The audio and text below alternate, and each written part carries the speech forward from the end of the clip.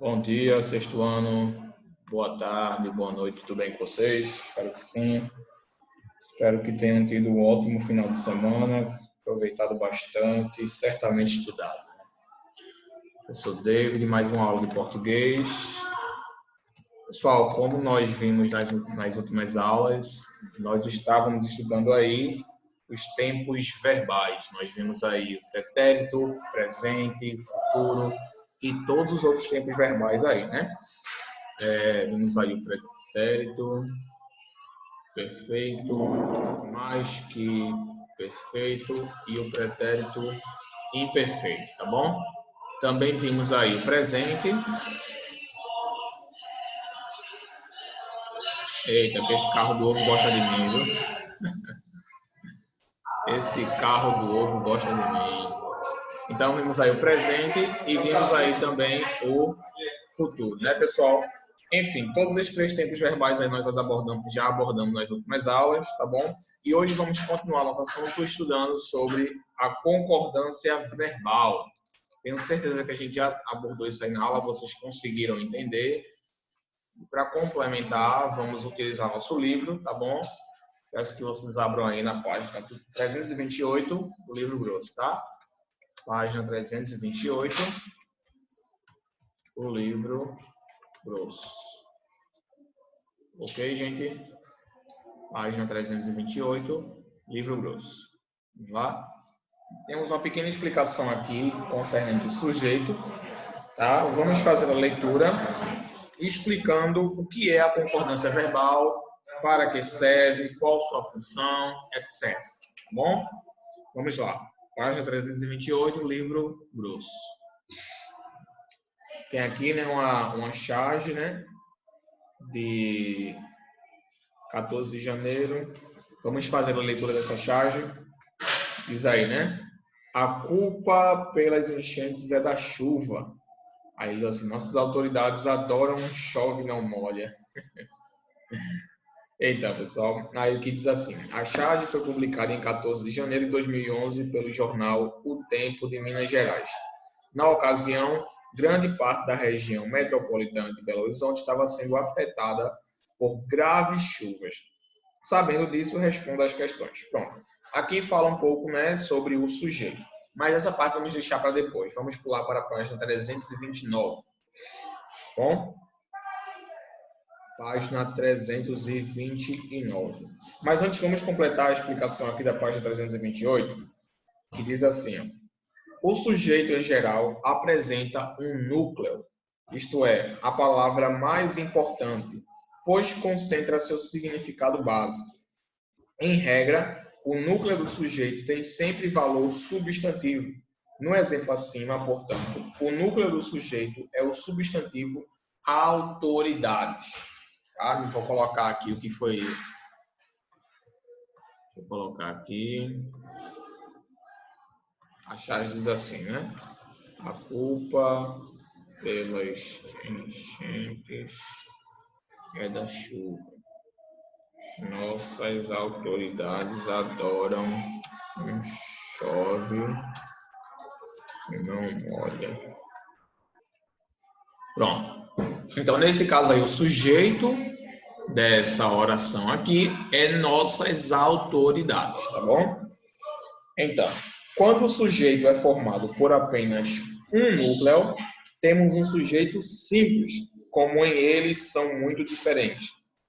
Já quando possui mais de um núcleo, temos um sujeito composto, tá?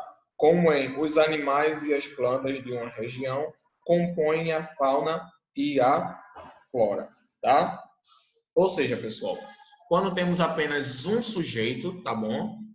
Por exemplo, ele me ama, nós chamamos de sujeito simples.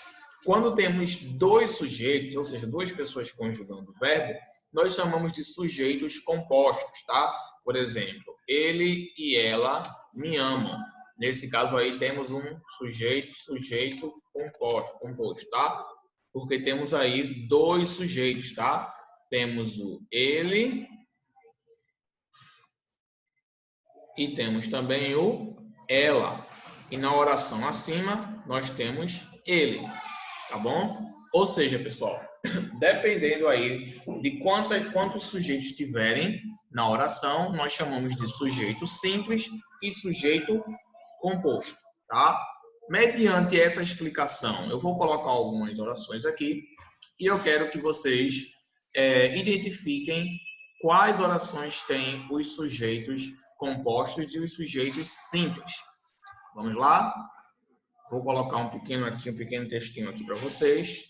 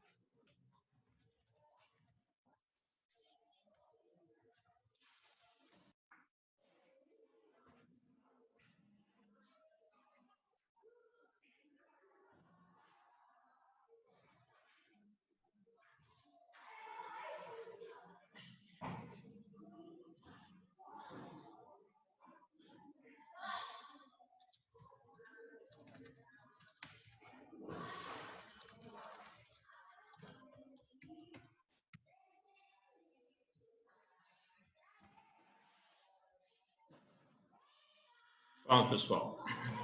Um verão muito divertido. Um verão muito divertido é o tema. Semana passada estávamos muito ansiosos pela chegada do verão. Meu irmão queria ir à praia, eu queria nadar, minha prima e meus tios queriam visitar um parque. Isso tudo, claro, se tivéssemos tempo para fazer tudo isso. O verão é a época mais interessante e aproveitável do ano. É quando nós tiramos férias da escola e aproveitamos com nossa família. Uma parte aí do texto, né? Pronto, só com essa parte do texto aí, a gente já consegue identificar algumas orações onde nós temos a presença de sujeitos simples e sujeitos compostos. Quais são essas presenças aí, professor David? Vamos lá. Para que a gente consiga identificar, a gente vai ter que fazer a leitura mútua, tá? Vamos ter que fazer uma leituras aí juntos, tá bom? Vamos fazer a leitura e à medida que nós formos encontrando os sujeitos, nós vamos sublinhando para depois identificarmos se são compostos ou não, tá bom? Vamos lá. Semana passada estávamos muito ansiosos. Nesse caso aqui, o sujeito é nós, né? Nós estávamos muito ansiosos. Eu tenho um aqui, né? Deixa eu destacar ele aqui. Então, nós. Muito bom. Nós estávamos muito ansiosos pela chegada do verão. Meu irmão queria ir à praia. Meu irmão é outro sujeito aqui, tá, gente? Meu irmão queria ir à praia. Eu queria nadar, outro sujeito. Minha prima e meus tios queriam visitar um parque, mais dois sujeitos. Minha prima e meus tios.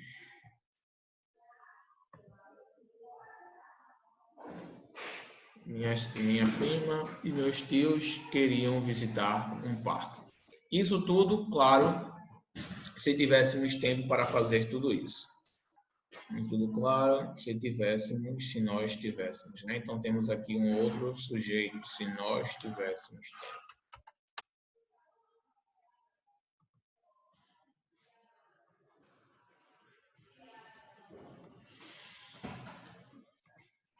Se nós tivéssemos tempo para fazer tudo isso. O verão é a época mais interessante e aproveitável do ano. É quando nós tiramos férias da escola e aproveitamos com nossa família. Temos aí mais alguns sujeitos. Temos aí o verão e temos aí nós. Ok, pessoal, muito bom. Muito legal. Vamos agora identificar aí, vamos ver onde está os sujeitos simples e compostos. Antes disso aí, pessoal, eu percebi agora que tem algumas pessoas, na verdade eu lembrei, que tem algumas pessoas que ainda apresentam dificuldades em reconhecer o sujeito da oração. Tem gente que, na verdade, não sabe ainda, está tendo dificuldade em reconhecer o sujeito. O que é o sujeito, professor? O que é isso aí que vocês falam sujeito, né? A gente pode estar falando que talvez você não entendeu ainda porque você não sabe o que é um sujeito. Você não sabe para que serve, qual é a função dele. Gente, sujeito é a pessoa que conjuga o verbo, tá? É a pessoa que realiza a ação, tá bom? Como assim? Por exemplo, Pedro dirigiu um carro legal. Pedro dirigiu um carro legal. Nesse caso aí, pessoal, a gente tem a pessoa que está realizando a ação. Nesse caso aqui é Pedro. Quem foi que dirigiu? Pedro, tá? Então, sempre que você tiver com dúvida em reconhecer o sujeito, você só precisa se perguntar: quem fez o quê? Pedro dirigiu o carro. Então, Pedro é o sujeito, é a pessoa que realiza a ação. Tá bom? O que seria a ação? A ação é um verbo. Nesse caso aqui é o verbo dirigir. Tá bom? E nesse caso aqui, ó.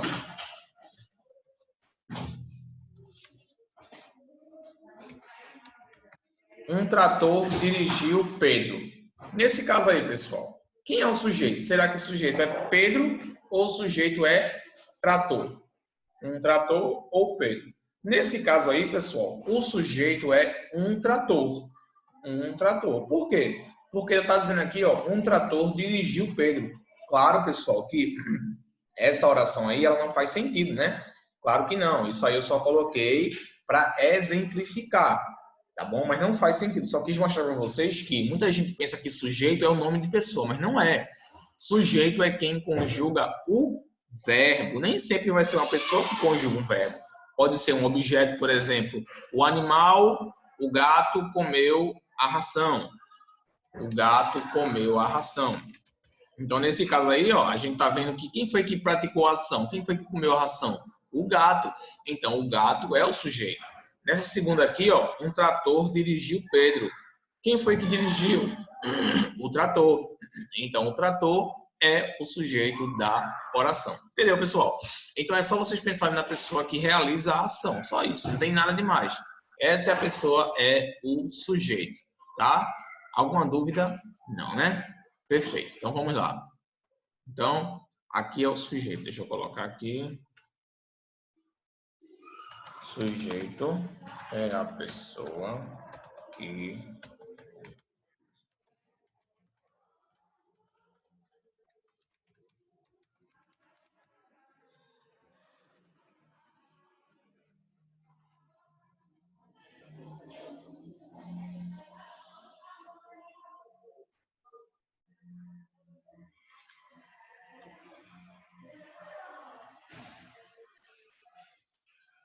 Ok, pessoal?